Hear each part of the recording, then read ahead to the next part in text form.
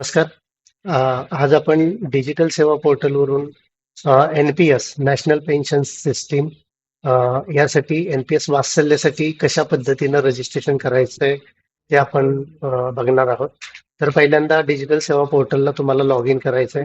Log in केल्याबरोबर NPS search करायचंय, national pension system, आणि NPS ला तुम्हाला क्लिक करायचंय. जसं तुम्ही NPS ला क्लिक कराल तसंच तुम्हाला VLE लॉग इन बटनला क्लिक करून VLE लॉग इन करायचंय. पण तत्पूर्वी तुम्ही गॅलरीमधून NPSच्या रिगार्डिंग ज्या काही पोस्टर्स बॅनर्स आहेत ते तुम्ही बघू शकता. आता आपण VLE लॉग इनला क्लिक करूया. VLE लॉग इनला क्लिक केल्यानंतर अशा पद्धतीने NPS वात्सल्य ची एक विंडो ओपन होईल NPS रजिस्ट्रेशनची. तर ह्या स्टॅप बद्दल थोडंसं समजावून सांगतो की कस्टमर रजिस्ट्रेशन मध्ये 18 वर्ष ते 70 वयोगटातल्या लोकांचे तुम्ही NPS करू शकता, इथून रजिस्ट्रेशन करू शकता.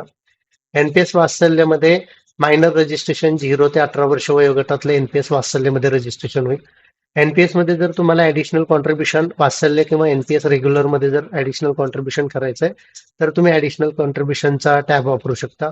पेन्शन कॅल्क्युलेटर मधून तुम्हाला किती पेन्शन मिळणार आहे त्याचं तुम्ही कॅल्क्युलेशन करू शकता. NPS ऑटो डेबिट SIP हा नवीन ऑप्शन चालू झालाय. ह्याच्याद्वारे तुम्ही NPS मधून ऑटो डेबिट लावू शकता. प्रत्येक महिन्याला तुमच्या खात्यावरून हे पैसे जे आहेत ते पैसे कपात होत जातील. सर्व्हिस रिक्वेस्ट मधून जे आपण काही तुम्हाला चेंजेस करायचे आहेत NPS मध्ये, नाव बदलायचं आहे, पत्ता बदलायचा आहे, मोबाईल नंबर बदलायचा, तर तो फॉर्म डाउनलोड करायचा, हाताने लिहायचा आणि तो परत ह्याच ठिकाणी येऊन अपलोड करायचा. तुमच्या सर्व्हिस रिक्वेस्ट मध्ये चेंजेस तुमच्या NPS वात्सल्य किंवा NPS मध्ये होऊन जातील. चला तर मग NPS वात्सल्यमध्ये रजिस्ट्रेशन कशा पद्धतीने करायचंय ते आपण बघून घेऊया. NPS वात्सल्यला मी क्लिक करतो. क्लिक केल्याबरोबर इथं तुम्हाला मायनर रजिस्ट्रेशन येईल. हेल्प्ड बाय DM, तुम्ही DM सिलेक्ट करू शकता. DMचं नाव तुम्ही सिलेक्ट करा, जे काही DMचं नाव येईल ते. त्याच्यानंतर इथं गार्डियन पॅन नंबर, NPS वात्सल्यमध्ये ह्या NPS वात्सल्यच्या अकाउंटचा जो होल्डर आहे तो त्याचा पालक राहतो. त्यामुळे इथं गार्डियन पालकाचा पॅन नंबर टाकायचा आहे. आणि सबस्क्रायबर डेट ऑफ बर्थ इथं मुलाची जन्मतारीख जी आहे ती मुलाची जन्मतारीख तुम्हाला टाकायची. पण इथं बघा, मी आधीच रजिस्ट्रेशन केल्या पद्धतीनं इथं मुलाचं नाव मी सिलेक्ट केलं आणि जन्मतारीख टाकली नाही, सरळ मी सबमिट करतो. सबमिट केल्याबरोबर इथं मुलाचं नाव परत विचारलं जातं. इथं मायनरचं नाव टाकायचंय तुम्हाला, मुलाचं नाव, मुलाची जन्मतारीख इथं टाकायची आहे.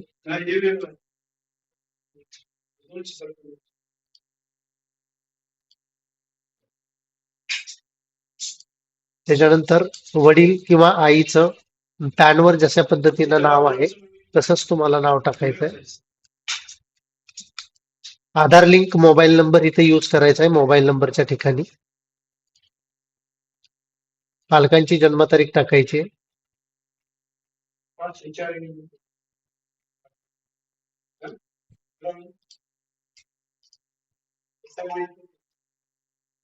पालकांचा ईमेल ID येईल.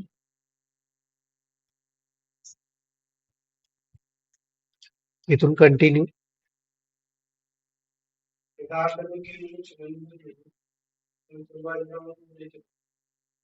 कंटिन्यू केल्याबरोबर OTP जाईल. जो काही आधार लिंक तुम्ही मोबाईल नंबर दिलाय त्या मोबाईलला OTP जाईल. OTP टाकायचा आहे.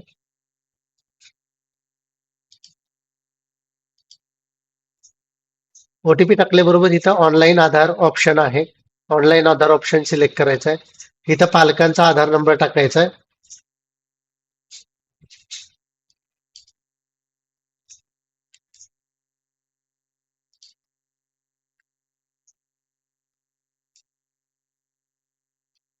पालकांचा आधार नंबर टाकून नेक्स्ट केलं की डिजी लॉकरचा तुम्हाला डिजी लॉकरसाठी OTP येईल पहिल्यांदा, तो OTP टाकायचा आहे.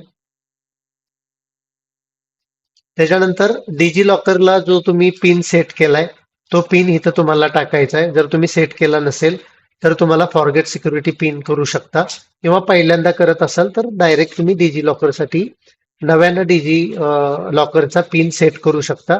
आणि ज्यांनी आधी केला होता पण लक्षात नाही त्यांनी फॉरगेट सिक्युरिटीमध्ये येऊन जो पिन आहे तो पिन तुम्ही सेट करू शकता.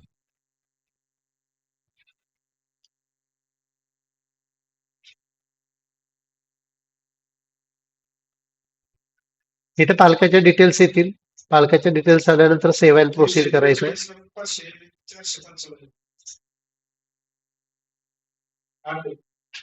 त्याच्यानंतर इथं वडिलांचे पर्सनल डिटेल जे आहेत ते वडिलांचे पर्सनल डिटेल, जसं की वडिलांचं जन्म ठिकाण तुम्हाला टाकायचं आहे, वडिलांचं नाव, आईचं नाव आणि सेव्ह अँड प्रोसीड. वात्सल्य इथं कॉन्ट्रीब्युशन अमाऊंट मिनिमम 250 रुपये झालेली आहे. आधी वात्सल्यसाठी 1000 रुपये होती, आता ती कमी होऊन 250 रुपये झाली आहे. तर हा पालकांसाठी बेनिफिट आहे. तुम्हाला पेन्शन फंड सिलेक्ट करायचा आहे. कुठलाही पेन्शन फंड घेऊ शकता. सगळे पेन्शन फंड मॅनेजर हे चांगले आहेत. त्याच्यानंतर न्यू एमएसएफ जी स्कीम आहे ती तुम्हाला सिलेक्ट करायची आहे आणि सेव्ह अँड प्रोसीड करायचं.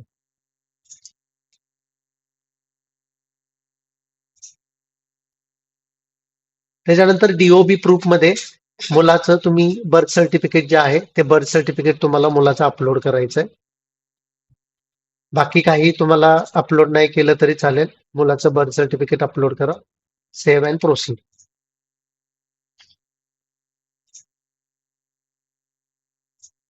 त्याच्यानंतर कन्फर्म करायचं एकदा तुम्ही भरलेली माहिती जी आहे ती व्यवस्थित आहे का हे चेक करायचंय आणि तुम्हाला कन्फर्म करायचंय. हे कन्फर्म तुम्ही केल्याबरोबर कस्टमरच्या जो मेल आय डी आहे त्या मेलला ओटीपी जातो. तो ओटीपी इथं टाकायचा आहे. थोडासा लेट पण ओटीपी येण्याची शक्यता आहे, तर थोडस वेट करायचंय तुम्हाला. हे लाईव्ह रजिस्ट्रेशन मी तुम्हाला करून दाखवतोय. सबमिट केलं, ओटीपी टाकला.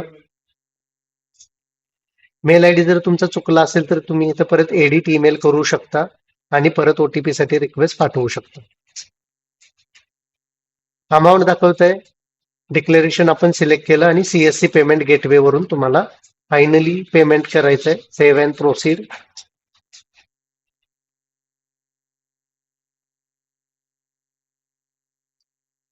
तुमचा सुरुवातीचा जो लॉग इन पासवर्ड आहे तो इथं टाकायचा आहे पेमेंट करताना, पासवर्डच्या ठिकाणी. आणि पिनच्या ठिकाणी तुमचा जो पिन नंबर आहे जो तुम्ही पेमेंट करताना वापरता तो पिन इथं तुम्हाला टाकायचा आहे. पेमेंट सक्सेस झालं आणि पेमेंट सक्सेस झाल्यावर एक एनपीएस ची रिसिट येईल.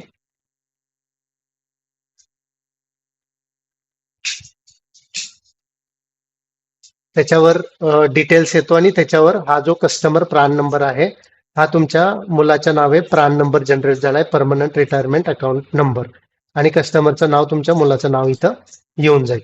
तर अशा पद्धतीने तुम्ही रजिस्ट्रेशन करू शकता. अधिक माहितीसाठी चॅनलला तुम्ही सबस्क्राईब करा आणि लाईक करा. थँक्यू.